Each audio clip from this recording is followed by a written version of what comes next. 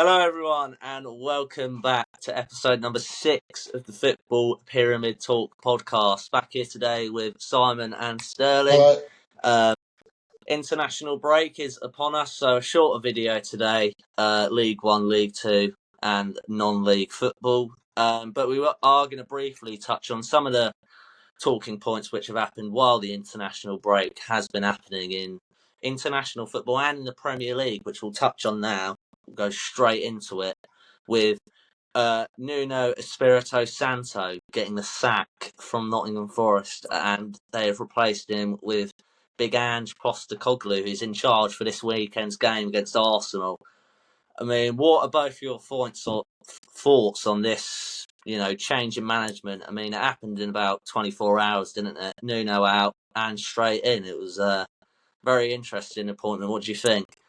I think it might have happened quite rapidly when it actually happened, but I should imagine it was something that was being planned for a long time, because I've read in the Telegraph today that Nuno wasn't very happy over the summer about the fact that he was being forced to do pre-season training with players that had been told they were surplus to requirements, and he wanted to be doing pre-season training with players that were going to be in the team. And then he was essentially told that wasn't going to happen, and he had to just muddle through it all. And I just think he got disillusioned with it from there on. And he said some quite illuminating things when he had pre-match press conferences. So it's not a total surprise. And it's not a total surprise to see Ange turn up there with the Greek connection with the owner. So, yeah, I mean, I think they've missed out personally, Forest, unless Ange comes in and he isn't as dogmatic as he was at Spurs, because that really cost him his job. I think if he'd been a bit more pragmatic, they probably wouldn't have finished where they did last season, and he probably would have kept his job winning the Europa League. So yeah, it'll be interesting to see how that one unravels. Yeah, it was definitely simmering for a while, even at the back end of last season, final day against who were they playing? Arsenal, was it? Yeah. Yeah. Anyway, well, I think it's Chelsea. Actually, it was Chelsea. They had the massive argument, didn't they, on the pitch, and they said it wasn't, but it didn't look friendly, did it? Exactly, and things were bubbling over. So I'm not that surprised to see him go, especially with what you just said there, Dad. But I think it's harsh for him, really. I mean, I definitely think part of it is, as you say, his own choice, not being happy, but I don't think he's been treated very well. I mean, he's got them European football for the first time in God knows how long, since ever I've been born, which is 24 years. Dad, when was the last time they were in Europe? Who's that? Forest. Oh, God knows. Don't know. Anyway, yeah, exactly. Back in the day. So I think he's been harshly treated, just being shipped off. But I think the owner's a bit of a, won't say what I want to say, but a bit of a tricky candidate, I think. In terms of Ange, I think he can be more pragmatic. You said about how he was in the Premier League, which is very true, but you saw the back end of that Europa League run. I think he showed that he does have a plan B and he can switch it up. They went away to Frankfurt and kept a clean sheet, and he wasn't playing the high line like he was in the Prem. He wasn't all gung-ho trying to outscore teams. He was more conservative, and maybe that was because of the tournament football. That could be a part to play in it, but I do think he's got that plan B, and I think he showed that. So I think some of what some people are saying is a bit harsh, personally, and I think it could be a good appointment, but it is that one. The record in the Prem was so bad. It's hard to say really whether he's going to do any good. 1996, last time Forest were in Europe, they got to the quarterfinals of the UEFA Cup, which is what the Europa League turned into. But I mean, obviously, it's got a proud history of European competitions, winning the European Cup twice. So yeah, but to get rid of your manager that's got you there for the first time since 1966, did you say? 1996. Yeah, sorry, that's what I meant. Yeah, that's a huge thing, and it's quite tough, really, isn't it? Yeah. 100%. I mean, I was thinking, Nuno had a great structure defensively, and now they've brought in Andrew, conceded so many goals at Spurs last season. So it's sort of like just a real change in the way they want to play. I think the owner wanted a more attacking-minded system, which he's definitely going to get in Ange Postecoglou. But I just think it's confusing that you're sacking the manager that's got you into Europe for the time Yeah. in so many years. He's not done anything wrong, really. I mean, well, bottled Champions League. I mean, I know it was quite a big loss for them, but they still got, well, technically Conference League football, but improved it to a Europa spot. But yeah, They were never expected to get Europe anyway, so exactly. he still achieved big things. Exactly, still achieved massive things. I mean, in my predictions last season, I had them down. I mean, and then they just went on and got 7th place. It's just really confusing. I mean, Yeah. it's not like he's got sacked off of a 3-0 loss to West Ham, is it? It's clearly a decision made by the owner to go from one manager to the other. It's a big risk, a massive risk from Marinakis, you have to say, because that's a big name to lose after such a successful season last season. I mean, we experienced it as Brighton fans, getting absolutely thumped 7-0, going up there, all of us. So, yeah, confusing one from Forest, but we'll move on to that and move on to obviously England, where obviously we're from. Big international break for Thomas Tuchel. Concerning in the Andorra game, only scoring 2 goals, but then absolutely smashing Serbia away from home 5-0. Do you think that showed the way Thomas Tuchel wanted to play in that Serbia game compared to the Andorra game?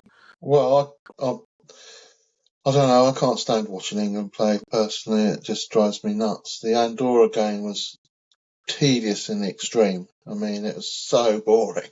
It was just an awful game of football. I didn't even watch it. And then last time playing Serbia, yeah, I mean, they looked like they turned it on, but I mean, we were having a little bit of an argument last night when we were watching the Serbia game because I said that it's pointless calling up some of these players. You might as well play the under-21s. And Sterling said it means a lot to the players. And it did look like it meant a lot to them, especially when Mandueke scored. But then why didn't they play like that against Andorra? Because we've watched football down at, the Ryman the Isthmian Premier League, and we know that Andorra would probably get wiped the floor with if they were playing at that level. So I just don't get it. Why don't they play like that against Andorra? Well, I think it's Serbia are actually a good team. England made them look rubbish yesterday, but Andorra are just rubbish. Not to hate on them, but obviously they're decent players. They're professional footballers. They're great players, really. But in terms of comparable to England, it's not comparable. So I think in that respect, it's a friendly. Oh, it wasn't even a friendly game, was it? It was a qualifier. It was a qualifier, yeah. But it's just I reckon they struggled to get themselves as up for that, which it's not. It's not the right way to be, but I think psychologically, it's always going to play a factor. In the Telegraph today, it was talking about the fact that game last night, there was more aggravation in the stands amongst the Serbian supporters than there was what they expected, which was some sort of racist incident or fighting with the England players. And I think that might have affected the players. I really do, because at one stage, apparently, loads of guys ran onto the edge of the pitch and the riot police were steaming into them with truncheons drawn. That can't have gone unnoticed. We were listening, we were watching and listening to the the chanting. We obviously didn't understand what was going on, but apparently it was rival factions in Serbia basically chanting against each other, which is one of the reasons why the Serbian FA didn't want to play it at that stadium. They tried desperately to move it to some tiny little stadium somewhere out in the sticks that had a capacity of 8,000 because they didn't want it to be a flashpoint for aggravation. And I just think, you know how passionate people from that part of the world are. Once that all started and England obviously roused themselves a little bit after the Andorra game, were they totally committed to what was going on the pitch? They definitely weren't after the third goal went in, because most of the people that weren't supporting England got up and walked out, apart from the one who wanted to stay for a scrap. In terms of England, though, I actually was really impressed with, to answer your question about Tuchel, I was really impressed with how he played. As I said, I didn't watch the Andorra game. That's another thing in itself. But yesterday, I liked the way they were linking up the players. The patterns of play were good. Kane dropping in, linking with the midfield, and playing it to a winger that's inverting, or a fullback getting on the overlap. I thought it was really good, to be honest. There was a lot of movement, which I've been critical with other times watching England play. But there was a lot of movement. The link-up play was good, and obviously took the goals really well. So I was actually really impressed, and solid at the back. I mean, they didn't really fret, but still solid. I like Gahey and Konsa together. That could potentially be the best pairing. I'd probably say it's Gahey and someone else, maybe Stones. Yeah. But I was impressed, to be honest. No, yeah, I think the way that Andorra set up in the 2-0 win, they just didn't want to concede loads of goals. I mean, I watched the second half after we got back from the Lewis game, Simon, and Andorra didn't want to attack. They just booted the ball out. England were in there half the whole game. They, just didn't want to win. They didn't want to score. So it was a factor of just trying to beat a low block, but like the lowest of blocks. Like that's why I almost mistakenly said it as like a friendly game, because you watch these friendlies traditionally. When we watch England play friendlies, except for Senegal, because they actually came for a game, but they're a good side. And that's exactly what they do. Even though it's friendly, they don't want to lose to England. They didn't play the game like they had something to play for. Andorra, could watch the highlights and what everyone's saying. They didn't play it like that. So it was almost like it was just a friendly, and England had just got to break them down. It was boring. And that's why everyone's saying it's boring. You'd think in a World Cup qualifier that they're going to come out. Obviously, it's not the game plan. Then they're not going to go toe to toe. I get it in that perspective, but that's why it almost comes across like that, and that's why it's boring. Because as you say, they've got to try and break down got lowest of low blocks. Yeah, exactly. Okay, moving on to League One.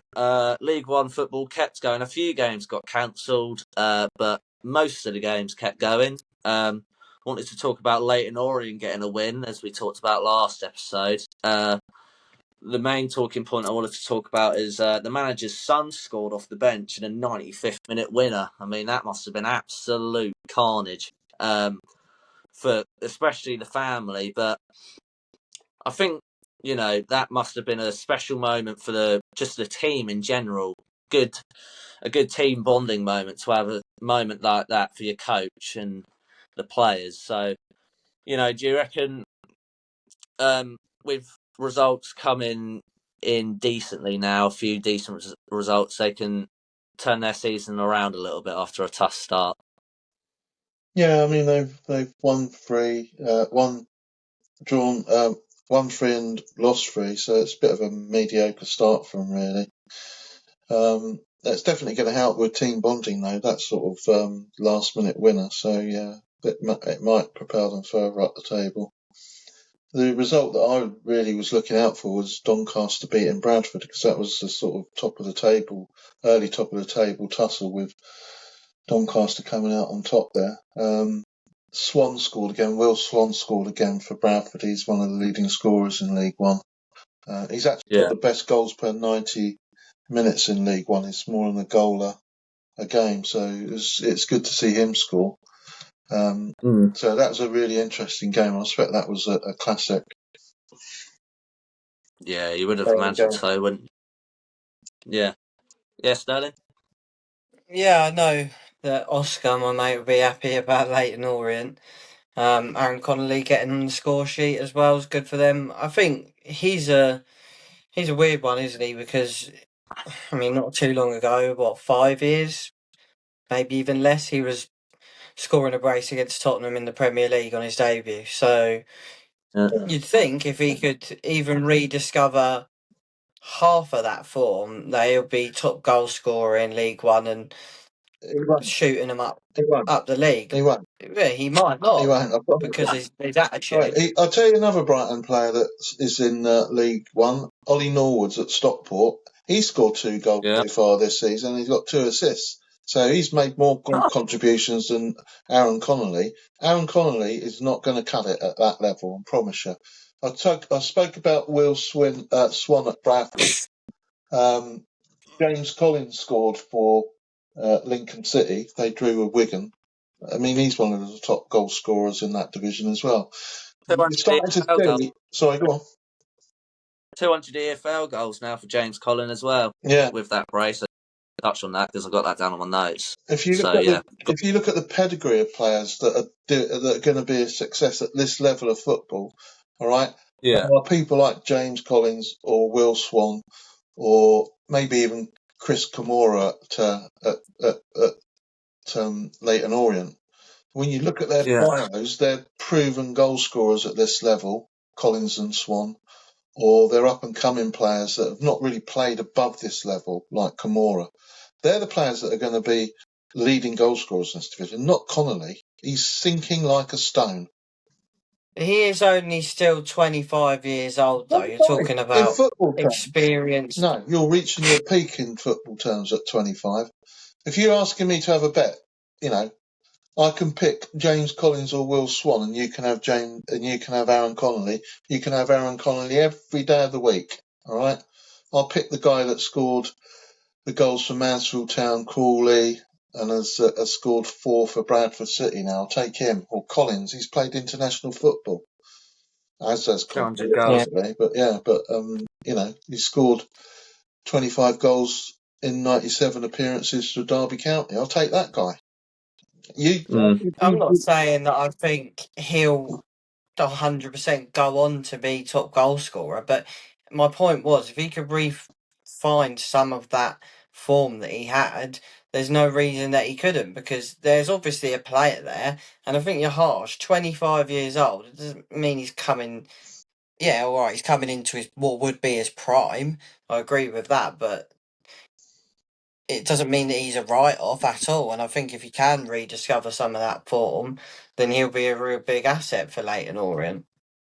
Yeah, I mean, he's definitely got the quality, Aaron Connolly. We've seen that at Brighton. So if he can sort of find his feet back again, I mean, if you told me when he scored them 2 goals against Tottenham Hotspur that he'd be playing in League One for Leighton Orient now, I'd probably laugh in your face, because we saw it at the time. He looked absolutely brilliant for Brighton, but it's just one of those where you think a player's going to turn out to be a superstar, but sort of just drops off a little bit with injuries coming into play. I mean, Dele Alli's a prime example of that. Obviously not as big of a calibre of a player, but sort of injuries are such a big factor in a player's career, and he got a lot of injuries at Brighton, which really affected him.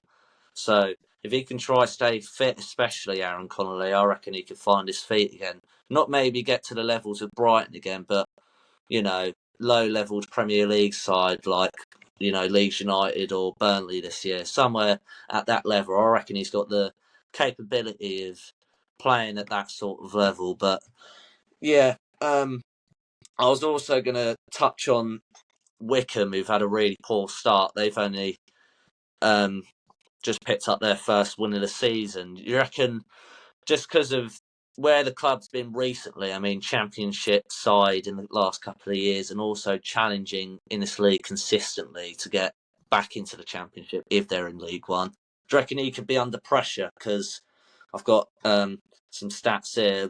they haven't got a player that scored more than a goal this season individually. So, what do you reckon's going wrong there? It's early days, isn't it? After 7 games, I mean they've been beaten twice at home though, so that should start alarm bells ringing, I think. Yeah. And not won it all away from home with a draw and 2 defeats. So yeah, I think, as you say, they've been challenging in those League One playoff places for several seasons running, and unlucky perhaps to miss out on a couple of occasions. So I think that's definitely someone that's under pressure, because you can start to see now that you get into these, starting approaching 10 games, what the direction of travel is, and it doesn't look like it's towards the top end of the table for Wycombe, that's for sure. Yeah, and I mean, no players scored more than 1 goal for them, and they've only scored 7 goals all season, so that's caused concern. It doesn't look great for them at the moment, as you say. It is concerning with the pedigree of the club and where they've come from. But on a more positive note, it was the first clean sheet of the season, so.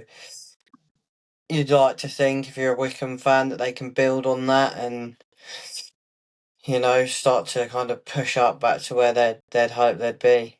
Yeah, 100%. Just finally, I was going to talk about the Bolton attack, which we've all looked at this season, looking like it's going to be on fire, and we saw that at home to Wycombe this weekend, a 3-0 thumping at home. Wimbledon. Yeah, against Wimbledon, sorry. But Bolton have got a great attack. I mean, Cozy Dewberry, Burstow, Sissoko. They've got great quality. Do you reckon with that quality they have a chance of doing better in the league? Because they haven't started off how, fans might have expected them to start off. Yeah, it's been a surprisingly slow start from them, but I think I've watched one of their games, and I think they've definitely got the quality to challenge at the top of the table. Koza Dewberry on one wing, and they've got this other guy, Cisse, on the other. Sissoko, sorry, yeah. Yeah, definitely got loads of quality there. And it's a big club, was a Premiership club at one time, got a Premier League stadium, and I think they've got expectations to get up there. So unbeaten at home, that's the problem that they're going to have, I think, is that you look at some of the teams in this division and you can see, going back to what we were talking about, do the players for England raise their game against Serbia, whereas they couldn't do it against Andorra? You probably got a little bit of that with Bolton. When you go to somewhere like Bolton, you're going to raise your game more than you would do if you were playing somewhere else. And I think that's their problem. You can't drop points at home if you want to get into those top 2 places. I think you've got to be winning consistently at home. So drawing 2 games is something they need to eradicate. But yeah, I'm going to try and catch some more of their games, not just because Cozy Dewberry, but also I think they've got an attacking, exciting attacking unit there. So I'm looking forward to watching them over the next few months. Yeah, 100%. It's going to be tight at the top of that league, so they're going to want to, obviously, it goes without saying, but you need to take those draws to wins, because that's going to be what separates them from automatic promotion or playoffs at the end of the day. And then we know what the playoffs like as Brighton fans. It's just lottery, and then that's two game leg. So, and then you've got a trip to Wembley, so you don't want to be relying on that. Yeah. But 100%, Cozy Dewberry, we're obviously keeping a close eye on 3 goals and assists in the league so far, which is a good return for him. Hopefully he can keep that up, because there's high expectations around him at Brighton. I mean, when he came in, I think he was, I don't know how old he is now, to be fair. I think he's 19. I think he came in when he was 17, maybe even 16 at Brighton, from Hale End at Arsenal, and he was really, really highly rated at Arsenal. Really highly rated. So the fact that he's come to Brighton. He was good in pre-season as well in Japan. That one, yeah. Yeah, he was. Yeah, he scored twice, I think, didn't he? And Yeah. actually, the goal he scored on the weekend, just curling it on his left foot Yeah. into the far left-hand corner from the right-hand side, that was the exact finish that he made out in Japan for Brighton. Mm. So I've got really high hopes for him. I think he could be one that breaks into the team. I hope so for Brighton in the next few years. So if he can keep this going, then I think the world's his oyster. And it's probably good that he's, because he had to go in the Championship and maybe it was a bit too early for him with Yeah. the physicality. But seems like League One at the moment, he can really get a bit of confidence and a lot of game time as well. Because I think, where was he last season? Blackburn. He wasn't playing Blackburn. every game. So yeah, it's looking better now for him. So yeah, definitely, Yeah. definitely positive for Bolton. Yeah, 100%. Bolton's attack looked brilliant and surprising to see him. I think they're in mid-table at the minute. I can't remember off the top of my head, but a big win against Wimbledon this weekend at home. So, 3 goals. I expect them to be a high goal scoring team compared to a team that doesn't concede many goals. If you turn up to a Bolton game, you're probably going to see a lot of attacking flair, which I think they've got all over the pitch. Burstow with 4 goals as well. We've got to talk about Mason Burstow. He's top drawer as well. But it's the first time they haven't drawn a game 1-0 in 4 games, which I got down, which is quite mental. They've drawn 4 games in a row, 1-0. But they broke that curse against Wimbledon and they got the win. So we will now swiftly move on to League Two, which had every single game be played this week. A lot of interesting results, and I wanted to touch on the Grimsby result. Grimsby beating MK Dons away. I remember me and you talking about it, Simon, at the Lewis game. We saw that MK Dons had a red card while Grimsby were 3-0 up, but MK Dons nearly made a comeback. But I just wanted to touch on how good of a start Grimsby have made. I mean, who would have thought they would be in 4th place? I definitely wouldn't have. But what do you think of their start? Because it's been exceeding a lot of fans' expectations. Yeah, I mean, beating Man United can't hurt you, can it? So I think they suffered the week after the game after the United game. I think they lost, didn't they? But yeah, Yeah, good result to go down to MK Dons and win there because I think all of us had MK Dons finishing quite strongly in this division. So yeah, it is early days, only 7 games, so I think they've made a solid start. Notts County got a win as well. They started to move up the table. Matty Dennis there starting to score. I think he scored 5 goals in 6 games that he started there. So, and they're the top goal scorers in the division, aren't they? So I think they've had a couple of decent home wins. So that was another result that caught my eye.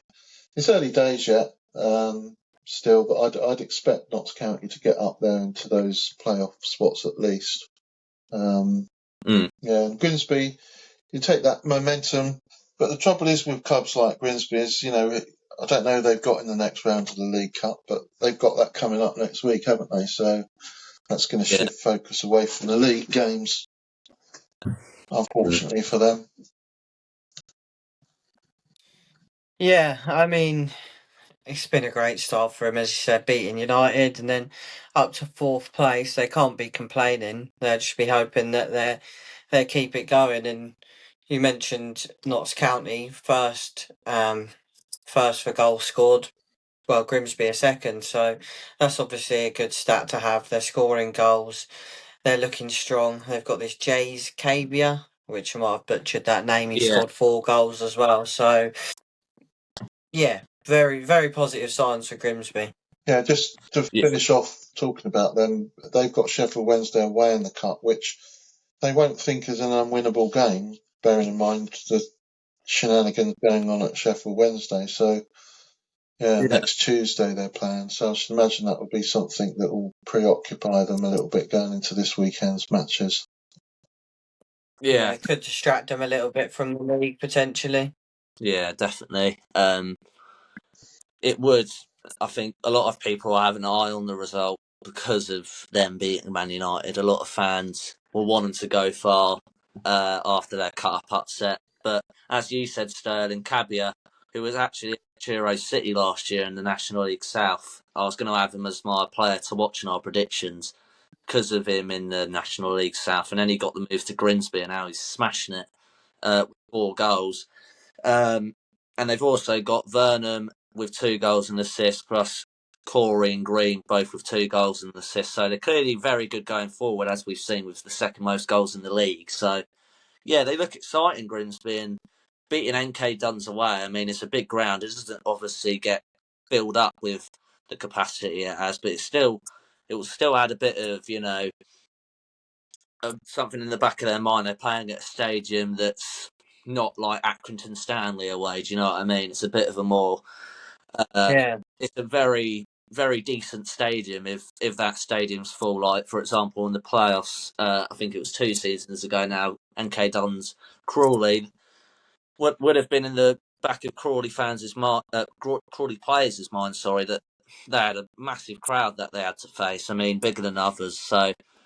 Yeah, I mean, getting that sort of result, I bet the Grimsby fans were absolutely delighted. I think that must have been quite a trek as well.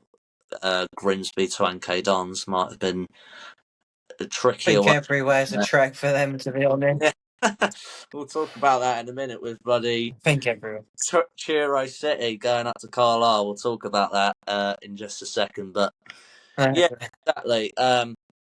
But I'm going to talk about the relegation zone battle, really, with Cheltenham coming out on top with their first win against Accrington Stanley, pick up their first win of the season. Do you think it just shows Cheltenham beating Accrington Stanley how poor Accrington Stanley are? Because Cheltenham just looked shocking before that, but they picked up their first win against them.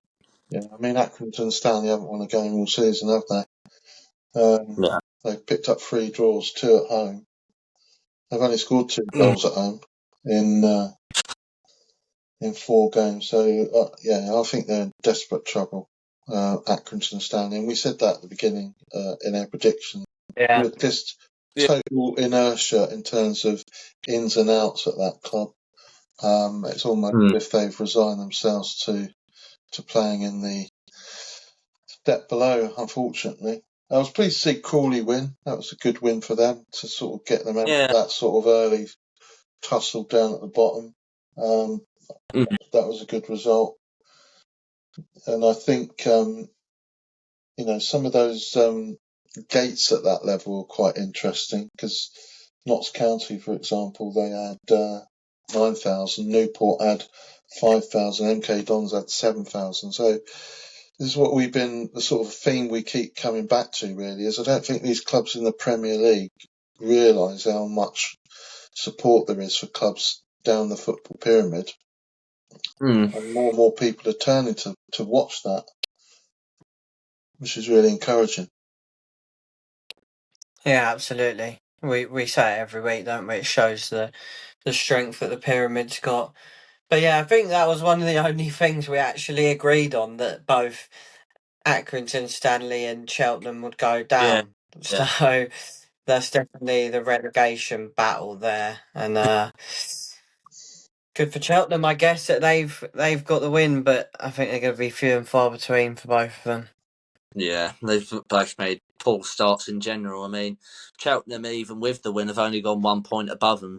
So, I think they lost every other game apart from a draw before that. So they've both only scored 3 goals all season, both of them. Which just and Accrington now the only team in the league not to win a game. So they're both going to be very much struggling. But I also wanted to talk about another team that's, I would say, probably surprisingly started poorly, is Barnet. After their points tally last season, you would have thought they would have been right up there. But another loss this weekend to Shrewsbury, who hadn't started off. I think that was their first win, but on the weekend, Shrewsbury. So, what do you think's gone wrong there at the start of the season to have such a successful season and start off in quite a disappointing way, you could say. I mean, it is a step up level, isn't it? So you've got to bear that in mind, although Chesterfield sort of kept the momentum going to get themselves up into the playoffs at the moment. So I don't know, really. I mean, not winning at home is a big problem for Barnet. That is definitely a problem. And getting beat at home by Shrewsbury. They obviously haven't carried the momentum forward, unfortunately. Yeah, well, I mean, they've only scored 6 goals and they conceded 10. So that's quite a glaring couple of stats there, which indicates what's going wrong. They're conceding too many goals and not scoring enough, which is not going to get you very far in football. So it looks like I need to, if I can shore it up at the back more than anything, then they're going to be more likely to pick up points, because we know what it's like in any walk of football. Scoring goals is the hardest thing. Getting somebody to score goals is the hardest thing. So if you can keep the opposition out and then go for it when you get your chance and show a bit of intent going forward, then you might be onto something. But yeah, 10 goals already is and only 2 clean sheets is probably big part of the reason what's going wrong there. Yeah, 100%. I just briefly wanted to touch on, we talk about Matthew Dennis having a brilliant start, but I just wanted to touch on briefly Amari Patrick. He's had a brilliant start at Tranmere. He scored half the team's goals there so far this season. He's got 7 goals and assists in 6 games, so he's clearly helped them climb up the table, averaging at 8.2 a game on FootMob. So he's clearly helped them climb up the table. I just wanted to mention him just because of how much we've mentioned Matthew Dennis. I think he's a player that's gone under the radar a little bit so far in League Two. But I just think he's had a great start, so I just wanted to mention him. He's got more goal distance so far than Matthew Dennis, so he's had a great start. So I just thought I'd want to give him a little mention because of how well he started off this season. But we'll move now on to non-league in the National League, and news came out on my Twitter page I think it was yesterday or the day before, that Robbie Savage is on the radar of lots of EFL clubs going all the way up to the Championship after a really successful start at Forest Green, having the best XG in the top 5 leagues so far. So do you think he deserves the links he's got based on how he starts? Well, I think it's a bit ambitious to start talking about him going outside of Forest Green after only 8 games, personally. Yeah. I said at the beginning of the season that he would get them promoted. I've got every faith in that happening. But, one of the reasons we said they probably would get promoted is that they are a full-time club. So that doesn't hurt, does it? 6 wins, 2 draws, scoring loads of goals, 15, 4 and 4 against. I mean, he's just got them ticking over nicely. It was a good win at the weekend against Hartlepool, which again are one of those full-time clubs down at that level. The only blip recently is drawing away at Braintree Town, but you're going to have games like that because it goes back to that same point that we said at the top. You're going to be motivated as a Braintree player to play well against a team like Forest Green because they've got Robbie Savage in the dugout. So I think one of the teams that surprised me is Rochdale, going really well. They beat Braintree, coincidentally, 2-0. And they've got, I'm probably going to get this wrong, Emmanuel Dizoavi. Yeah. I think I've read it. Well, truly butchered that. It's a tough one. 7 goals in 7 matches. So, Big picture of the podcast yeah, so far. We butcher your name. 7 goals in 7 games. I think that's a decent return. So, yeah, that was an interesting result. I like that one. Carlisle going steadily going on after that blip against Sutton United. So, that was a good win at the weekend against Truro City, who, unfortunately, we did all say that they probably are going to struggle. And apart from Morecambe, they really are up against it down there. Yeah, I think in terms of Robbie Savage, I think he's had a really good start to his managerial career. He was at Macclesfield last season, got them promoted to National League North, and then obviously started really good with Forest Green in the National League. However, he's not been the manager at a club higher than National League. So to jump up to the Championship level would be a huge jump in terms of quality of opposition, Yeah. quality of managers, tactics, everything, schedule, expectation. That would be a huge jump. So whether that is going to be too quick for him to take that step in his career is the big question. But what I would say is, having had the playing career he's had and the reputation he's got within the game, that could mean that step's not as tough for him as it would be other people, because he's got the links, he's got the know-how of what it takes to play at the top level, and the tactics that goes with that, and the training schedules and what you need to do, etc. So I think it would be a risk to go for him if you're a Championship club, but League Two, say, I mean, Well, or League why would he One. go to League Two or League One? He could be in League Two next season. He could be in League One the season after that. I think if I was him, Yeah. I wouldn't be entertaining any offers unless they came from a Championship club, frankly. Yeah, I mean, that's a good point, but it would be interesting to see for sure. But I wouldn't say he doesn't deserve it, really. No, No, I think yeah. I think the thing is, at this level, being a people manager is probably more important than the tactical side of it. I don't know whether if he went to manage at a higher level, he's got the tactics to manage at that level. I read an interview about Mark Hughes gave about being in charge of Carlisle, and the fact that when he was first managing, even though he'd done all the courses, he hadn't got a clue what was going on in the games, and he didn't know how to change it. And that only came from managing, hundreds of games.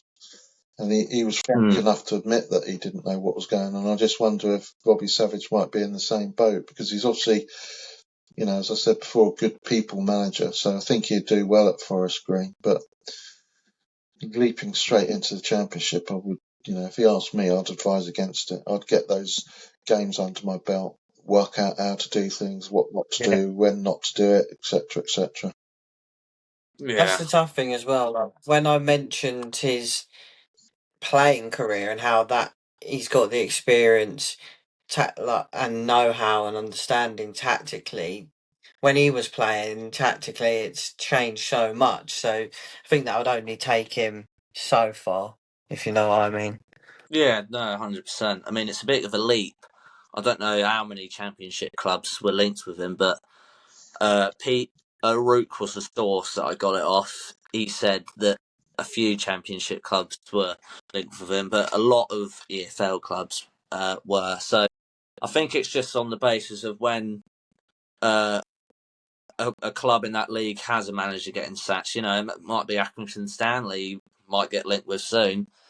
Might be jumping up a league there. He might get an interview there or something like that. But going straight up to the Championship's a massive jump. I mean, the quality of that league, you're facing managers like Will Steele, Cifuentes at Leicester, Ruben Selles, and managers like that. So, yeah, that would be a bit of a jump for him. But you talked about the Carlisle game. I just wanted to give credit to the 80 plus, I think it was, Chiro fans that made the 880-mile trip there and back all the way up to Carlisle. Very fortunately, it was a 3-0 loss. But I just wanted also to give credit to the Carlisle, just the club, Carlisle as a club in general, providing the travelling supporters with a free pie and drink on behalf of the club. I thought that was very classy to give that to the fans that have travelled all that way. I mean, to travel all that way for a 3-0 loss must be, I think it was a nice touch. Although when we were at the Lewis game, we saw those scores coming in. I think were they 2-0 or 3-0 down after 10 minutes, weren't they? Yeah, 2-0 after 10 minutes. Yeah, the game was done. It's like I said to you on Saturday, though, George. If it was the other way round, if it was Carlisle going to Truro, they would have travelled on the Friday night, stayed overnight, been fresh for the game. I just imagine Truro just all, that journey on the roads in this country, you'd have need to set out at 4:30 in the morning, maybe even earlier. Yeah. So it's no surprise to see them get beat there. Yeah. Yeah, I mean, fair play to the Truro fans, because that is an absolute mammoth journey. So, got to respect anybody that done that, because can't even imagine that must have been long anyway. And then you go see your team get battered 3-0. Battered's probably harsh, but get beaten 3-0. That's a long day. I mean, going to Forest, and that was only 3.5 hours from us. Yeah, we did lose 7-0, but that was bad enough. So yeah, gotta tip hats to that. Yeah, 100%. I just wanted to give credit to them Truro fans, because that was class from them, 100%. But there's two new managers at York and Solihull, both got off to winning starts. A 2-1 away win at Boston for Solihull, and a 3-1 away win for York at Yeovil, and a 4-0 win yesterday at home to Tamworth. So just touch on York, because they got off to not even a poor start, really, just below expectations. And Maynard's come in and clearly got the goals going. So it's the first time they scored 2 or more goals in a game all season, 2 times in a row. So clearly got some new ideas. How do you reckon he'll get on after the start we've seen him provide at York? Well, I think he's going to get them up, personally. I think they'll probably go up with Forest Green. He's obviously got the pedigree, getting Notts County promoted. I'm still baffled as to why the guy Hinchelwood got the sack at York. I really am. I mean, the results weren't brilliant, but a win and 2 draws. I just imagine that's why they sort of had the falling out, because that's all it can be. But yeah, their last 5 games, they've scored 10 goals and only conceded 2. So, they're one of the standout teams in the division. Yeah, it is weird. I agree. I still don't know why they've got rid of Adam Hinchelwood, but Stuart Maynard does look like a good manager, and obviously a good start for him.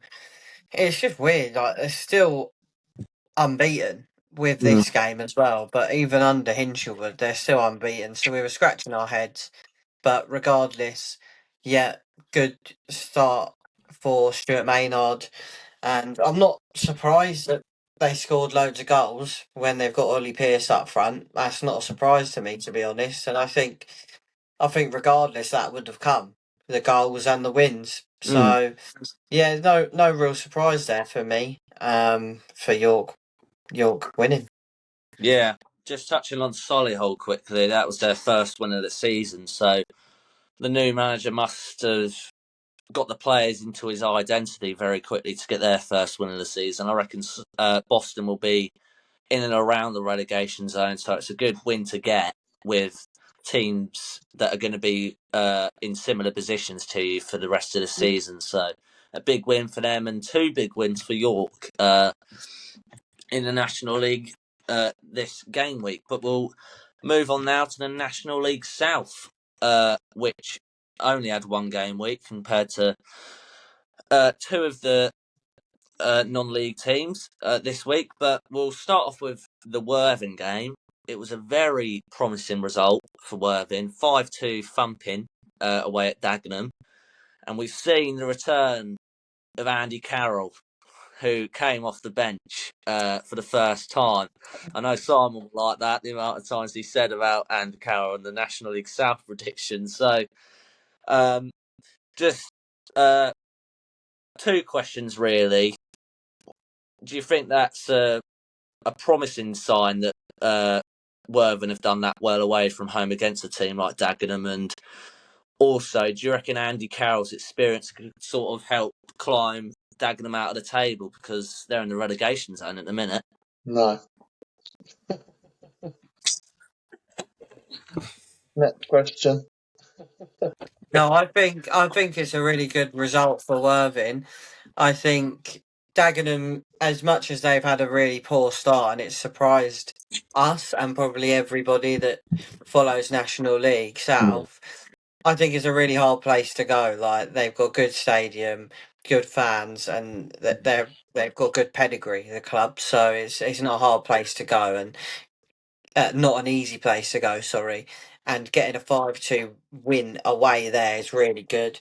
Donohan and De Graaf on the score sheet as well, and Raz Coleman De Graaf's goal was absolutely unbelievable. Unbelievable, wasn't it? Yeah. Absolute thunderbolt of a free kick here with his left foot off the post and in about mid right of the goal. Oh, it was beautiful. And then big scenes over to the Worthing fans, who looked like they came in their numbers. Looked like there was a good few hundred of them there. So really good win for Worthing, and I hope that they can pick it up now.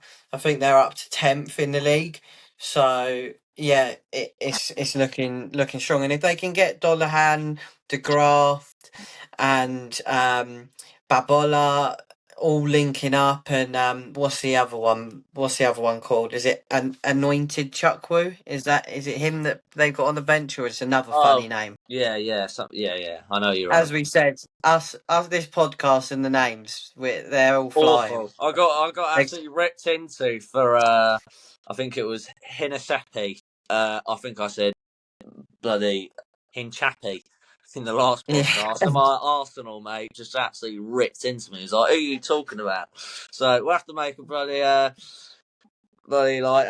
game show on the TikTok, Sterling, for how many butchered names can we name in one podcast. But but my point is, go on. My point is that if they can get that strike force and the attacking force going, then they're going to be really hard to beat. And yeah, I was delighted to see Raz Coleman De Graaf get on the score sheet in particular. Yeah, I was. Yeah, the highlights of the games that I've seen for Worthing, I've seen pretty much every game highlights. He's always been their most dangerous player without actually getting any goal involvement. So I was pleased to see him score. I wouldn't get carried away with the result, with Worthing being serious about it. I mean, Dagenham's home record is pretty poor. They've only won one game. I'm not convinced by them at all. They've got a very poor record at home.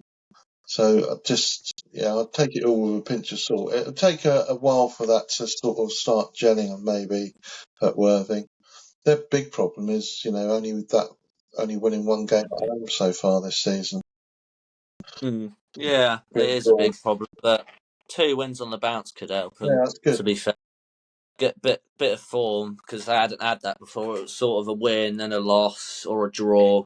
They didn't find consistency. Getting 2 wins in a row might help them get to the form that they have been for the past 2 seasons, haven't they? So we'll have to wait and see. But move on to a talking point in the media, which got very talked about, is Dorking with Harrison Foulkes getting injured. It was really confusing because everyone thought, this Terry Dunn guy is going to play in goal. 54-year-old fan of the club.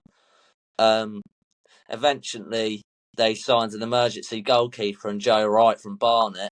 They won 2-1. So if he was to play, if some people got clickbaited, you could call it, they did go and see a win for Dorking, but Terry Dunn didn't play in goal. It was Joe Wright from Barnet. He was at Eastbourne Borough last season. Just wanted to ask on sort of what you think of the whole situation, because I sent you it, Sterling. It was on Sky, it was on BBC Sport, it was all over the shop. I couldn't understand it. I thought it must be a joke. I thought they're Yeah, not going to put this old fella in goal because he is an old bloke. You look at yeah, him, and yeah, I'm not saying that 54's really old, Dad. Don't get offended, but for him to go in goal in the National League South for Dorking, I was thinking, don't think that's a smart idea. So I think it was genuinely just really good publicity yeah, because, again, we know how shrewd of a businessman Mark White is. So I think it was just all a bit of a joke and just to get him a bit of engagement, really. And it did the job because I was baffled. yeah. I was as well. It proper got me because of the way they were talking about it on their website. It was actually like they were being for real. It was like, oh, he's got experience in walking football the last couple of years. Mark White Yeah, saying, oh, uh, he's going to have to do the job this week. He can move about, but he's going to have to do the job. And I was like, he's actually being serious. But then it came out on, I think it was match day or the day before that he brought in Joe Wright, who clearly did the job, and they got the win. So yeah, that's touching on that. I just wanted to talk about a local side to us, Horsham, getting a massive away win away at Maidstone, 3-0. They've beaten the likes of Torquay, Eastbourne, and Maidstone, as I just said recently. Big clubs, big names in this league. Have they surprised you by the way they start? Because they've definitely surprised me because I had them down myself. Yeah, massively. massive. I think we said at the previews that this is the highest level they played at. Mm. That was a real standout result, beating Maidstone. Maidstone Yeah, haven't really had that many results like that recently. They've struggled with 2 games on the trot, though, losing to them and to Western-super-Mare. So mm. obviously a few problems there. But yeah, Horsham, that's a fantastic result. They beat Eastbourne Borough as well, Yeah, 2-0. They beat Torquay 2-1, which is a mm. fantastic result. So I think we come back to Eastbourne Borough. That probably isn't that great a result in the circumstances, but beating Maidstone Mm. and Torquay, 2 massive clubs, I think they really have surprised me. Only 12th, so they've got a bit of work to do if they're going to play at a high level, but it's good sign so far, definitely. yeah. Yeah. It is a really big surprise. Mm. I'm really pleased for them. As you say, they're local for us. So even if it means I know you said, what is it, 12th they're in at the moment? Yeah. Even if they don't really push on, even though those results suggest that they could, I think it shows that they can compete at this level and that they're going to surprise us all and they're going to actually stay up. But I think I did predict them to stay up. I think I predicted that. I think George, you had them going down. I think Dad did as well. Yeah, no, you had them quite well, not high up, but higher up than me and Simon did. So credit to Yeah. you. You've got that right at the minute. But I wanted to um, mention another one of my predictions as well. I'm going to yeah, keep banging on about them all season. Supermare. Western Supermare. Love them. Yeah, Love go on, them. The Supermare. Seagulls. Go on, the The Seagulls. Seagulls. I didn't I realise know their that. nickname was the Seagulls. I would have put them all up if I saw that. I know that Yeah, wasn't even the reason as well, but it might have been part of it. there you But go. yeah, only lost one game, sitting in second. Yeah, 6 wins, 1 draw. They're smashing it. yeah, They're doing really well. Beat Dagenham and Redbridge 3-0. yeah, Beat Enfield as well, amongst others. And I think one of their only losses was a 3-2. Oh no, sorry, the only loss. I was going to say one of the only times they dropped points, but the only loss was 3-2 to Hornchurch, who are top. So yeah. They're smashing it, yeah, aren't they? Yeah, yeah, I'm really happy with that prediction, and they're going to be one to watch, definitely. Got the best yeah, defence in the division as well. They only conceded 5 goals in 8 games, so mm. Yeah. plus Good defensive record. yeah, Good defensive record from Horsham as well. They've kept 3 clean sheets, 2 in a row after the Maidstone win. So a lot of teams with good defensive records this season, especially. So I just wanted to touch on finally Salisbury. have got off to a really tough start as well as Eastbourne Borough. We touched on Eastbourne Borough last week, so I wanted to touch on Salisbury because they've had a very similar start because they're alongside Eastbourne, the only team not to pick up a win in the league so far. You know, they've only scored 5 goals. They've only kept 1 clean sheet. No player's got more than a goal. I mean, after them staying up last season, which looked like it wasn't going to happen, do you reckon it's their time to go with the start they've had? Well, yeah. I mean, you're digging yourself a huge pit with 4 relegation spots there, aren't you, by getting off to such a terrible start. The interesting thing is that they're playing Eastbourne Borough on the 20th, the next league game against each other. So that'd be interesting to see what happens there, because Eastbourne Borough have made an even more disastrous start than Salisbury. You know, they've got 3 points. They picked up a draw at Hemel Hempstead last week, and they've drawn at Slough Town. But apart from that, they've been losing quite heavily. Horsham and Totton have beaten them, which you wouldn't have expected, and Bath City as well. So, yeah, I mean, if it wasn't for the fact we're probably all going to go to the Spurs game, we probably would have put that Eastbourne Borough Salisbury game down as one to go and see if we can work out what's going on. But I think Eastbourne Borough might be where we end up going this weekend in the FA Cup qualifying second round. They're at home. I think we'll probably go down there, see if we can catch the vibe of what's going on down there. Yeah. I actually had Salisbury to finish 22nd. I just quickly had a look at predictions, so I'm not too surprised about them. And yeah, the stats that you mentioned there, Georgia, are very alarming. So yeah, I mean, I'll stick with that. That I think they're going to go down. But Eastbourne Borough is really surprising. Just to again touch on that, but I do think Eastbourne Borough will be all right based on what I've seen and a few of their players they've got. I think they'll be all right. But it's just a very slow start and a real surprise, really. Yeah, you make a good point, Simon. If we go there this week, then I think it's good to see the vibe at the club because obviously there's loyal fans there. So I think you notice. Well, I definitely think we'll notice a difference from going there with Adam Murray in charge last season and going there this season with the new manager. I think we'll see a massive difference in the atmosphere and the vibe at the club.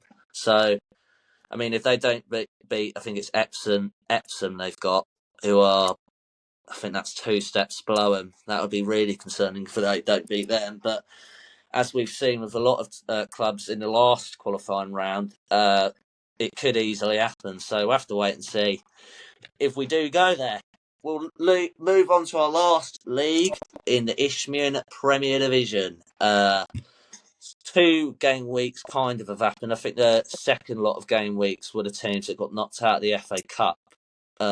Might be wrong with that, but yeah, because Lewis played last night. We'll touch on that in a minute, but I wanted to talk on Billericay making the decision to part ways with manager Gary McCann, who stepped down from the club after a 2-2 draw to Ramsgate, his final game in charge.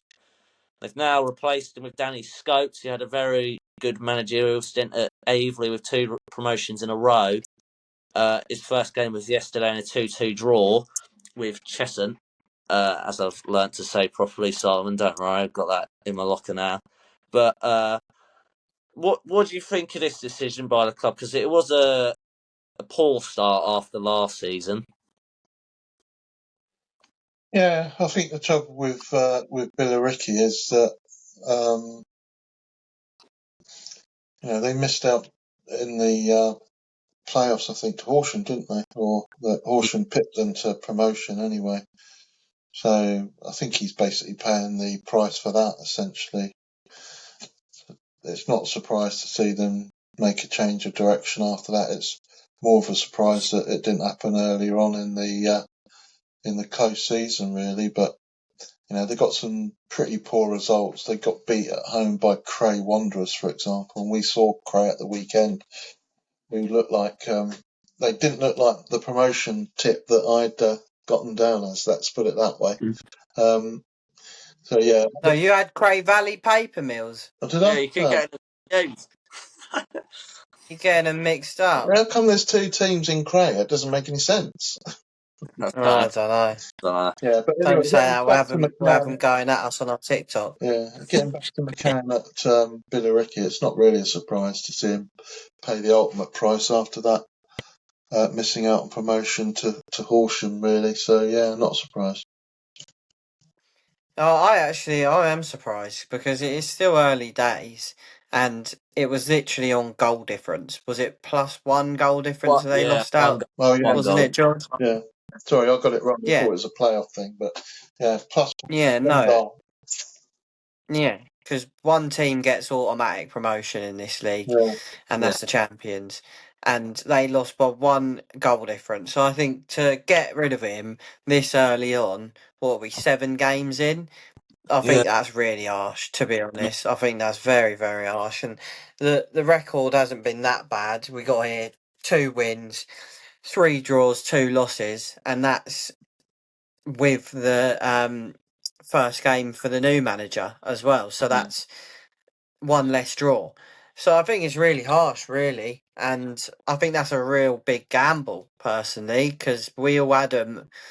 Well, I think all of us had him either first or second. I had him yeah, first. So yeah, I think that's a big gamble to get rid of the man who's got you one one goal off promotion to National League South last season within the first 10 games to part ways. I think that's a huge risk, really. yeah. They've brought in Joe Taylor, which we know from Hornchurch after he was frustrated by his game time there, but I was confused by that because if he's getting frustrated about his game time, he's got Femi Akinwende in front of him, who's an absolute goal machine in this league. So I don't know how that will go with him. If he's frustrated there, then I don't see why unless they go to a front two of Joe Taylor and Femi Akinwende in this league would absolutely boss it.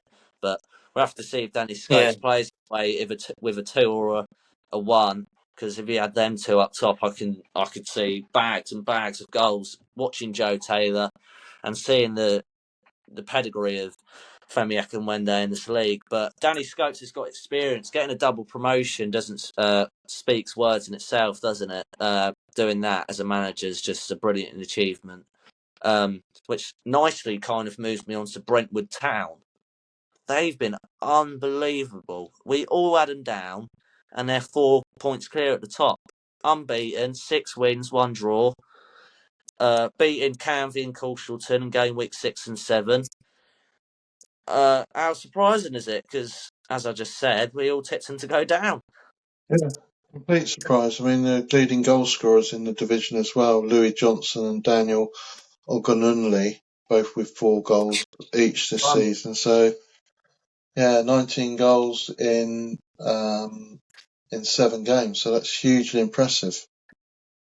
So those Yeah, That's out there, that's nearly 3 goals a game. So you can't really odds that, can you? They've got Billericay next. I think you said that, George. So that'd be interesting to see what happens there. yeah, well, Yeah, that'd be a good game, actually. But yeah, we can add another name to the ever growing tally. There's a little ding. We need one of those tick noises. We need to get someone on the editors who can do that. I have to video record all the glitches so you can put it on TikTok. Blooper reel, but Yeah, yeah, it is a big surprise. It is a big surprise. Or can say is that they're doing really well, and it'll be interesting to see whether they can keep it up because, yeah, as I said, early days still, but yeah, fantastic start for them. yeah, exactly. Going unbeaten, 6 wins. It's not like they've got 5 wins and 1, 5 draws and 1 win. They've got 6 wins and 1 draw. They've won most of their games in the league. They've scored the most goals in the league by 3 goals, with 19 goals in 7 games, which is mental, as you said, Simon. So, yeah, a real shock because, as I've said before, we've had them all. We had them all down, and now they're absolutely smashing it. But just going to move on to teams that we thought would smash it and aren't really doing that. The 3 teams that got relegated from the National League South, and Wellington, St Albans and Aveley, all in the bottom half. Just got a question here that, do you think it shows the quality of this league and how tricky it is to get out of it? Yeah, I think so. And we all know that at this level, you're going to lose players en masse every close season. It's very rarely a stable transition from one season to the next. So I think those 3 teams that have come down probably would have experienced that, because if you're good enough to play in the National League South, you're going to need a lot of convincing to go and play in the Isthmian Premier League, I would have thought. Yeah. Welling are the ones that are really struggling. I think they got their first win 3 games ago against Chichester. So, but they've only scored 5 goals in 8 games. So you compare them to Brentwood Town with 19 goals in 7 games. You can see what their problem is. So I should imagine if you dug into it a little bit more, they've lost a little bit of firepower there. They've only played 5 games though, so that does need to be said. Aveley have only played 5 games as well, so they've got a few games in hand, but it doesn't look promising for the 3 of them, I must admit. Yeah, we've said it. We're probably going to say it every week. This league is probably the hardest one to call out of the top 7 that we cover.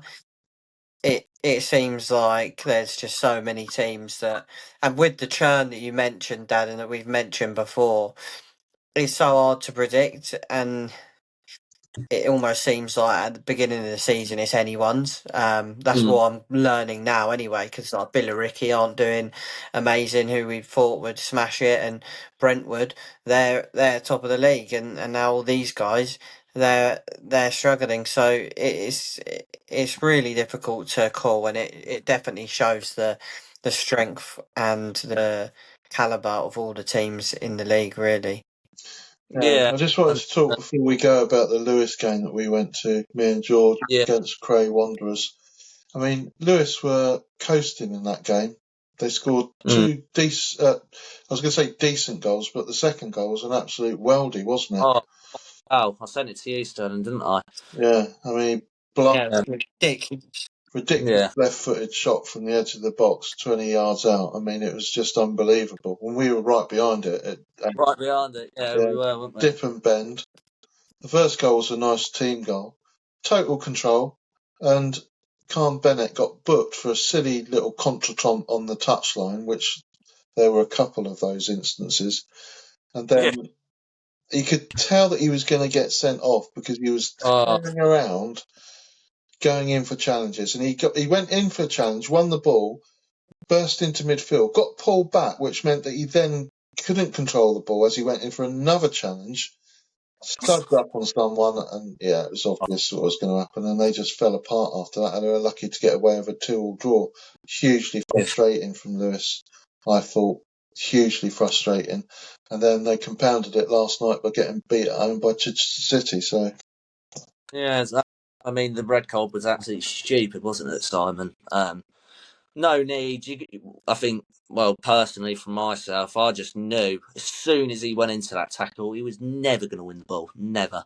No. You could just see it because he was nowhere near it. The ball was gone, and he just flew on. It flew in ridiculously. It just completely changed the game. And I don't think Lewis dealt with being under 10 men very well, did they, Simon? Because we saw it. They just pumped the ball forward to no one, did they? They just pumped it forward and no one was there. So they would always, wouldn't they? I'm not going to...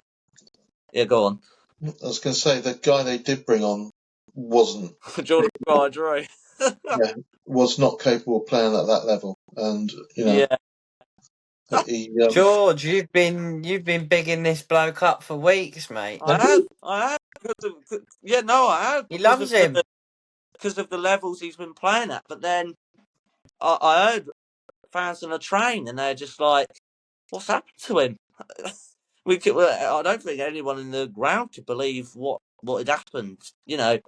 Being a league level player, still he's not even like he's that old. I think he's still in his 20s, late 20s. And he just didn't look the part, did he, Simon? He just was running about. I don't think he had to touch the ball. It's really almost as if he surprised was after all on. the things I've been saying about him. Like you It said, was almost Sterling, as if he definitely. was on some sort of glitch because he was about 4 or 5 seconds behind the play. It was bizarre watching him. He didn't, he wasn't anticipating. He wasn't closing down. He did win a flick on at one stage, which was, amazing. But it was 2-2 by that stage. Yeah, it Yeah, was. he's only 27 still, and so it is surprising what you're saying. But that's his first game back, isn't it, after a lengthy injury? So Yeah, give him the benefit of the doubt there. And I've heard big things from him, from my mate who works at Lewis, that he's a real talent. So as well as what you've said, George. So yeah, we'll have to wait to see with that one. I look forward. Time of adapting to getting back I into look forward to being football. proven wrong then. Yeah, hopefully he proves us. I definitely think he has the quality to. As I've said, I've been bigging him up, as you said, Sterling, because of where he's been. You can't not big up a player that's been playing at the EFL level and then drop down so many leagues to come and play in the Ishmael Premier Division. So, yeah, I think it's not the fact of we're putting him down at the minute. I think he just needs to adapt because it's the first time playing in absolutely months. So I really hope he can make a difference to Lewis, because I think if he can get into form, he'll bag goals for them, especially with Charlie Walker in front of him as well, as we saw against Burgess Hill. He's a proper striker, isn't he? So, yeah, we'll have to wait and see. I mean, it was a disappointing result against Chichester. They lost while being down to 10 men, which was quite concerning. Chichester scored on the counter-attack while they were down to 10 men. So, don't know what happened there. I think I watched the Bradley Pritchard interview. He wasn't happy with the changes he made personally, so it was a bit of a learning curve for him, being his first season as a manager. So something to learn on there. But I think that's a good way to end the 6th episode of the podcast. I hope you have all enjoyed. We will be back next week on Thursday, as per, back with the Premier League back, Brighton away at Bournemouth. But we will be at the FA Cup qualifying rounds at Eastbourne, or maybe Whitehawk. We'll have to wait and see with what happens. But thank you ever so much for watching. Appreciate all the support recently. And Simon and Sterling, you just give your goodbyes. Yes, bye. Thank Thank you, you. everyone. Cheers. Thank you. Bye bye.